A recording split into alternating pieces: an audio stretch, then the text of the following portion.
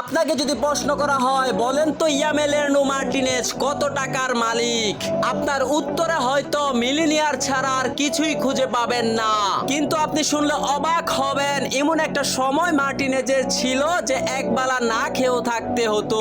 হ্যাঁ দর্শক, বলছিলাম তিনটি কাপ জয়ী আর্জেন্টিনা গোলরক্ষক এমি মার্টিনেজের কথা। মার্টিনেজ এক সাক্ষাৎকারে বলেন, আমি তো সোনার চামচ মুখে দিয়ে বড় হয়নি, আমার বাবাকে আমি দেখেছি অনেক বিল পরিশোধ না করতে পারায় চোখের পানি অঝরে ঝরেছে।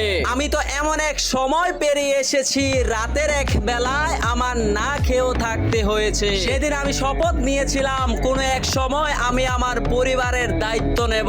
আজ সে মার্টিনেজের ভরসার হাত ধরে আলবিসেলেস্তারা তিনবারের চ্যাম্পিয়ন। তাই আপনাকেও বলতে চাই, লক্ষ্য যদি সঠিক হয় কঠিন পরিশ্রমেও আনবে জয়। ভিডিওটি ভালো লাগলে সাবস্ক্রাইব করে সাথে থাকুন।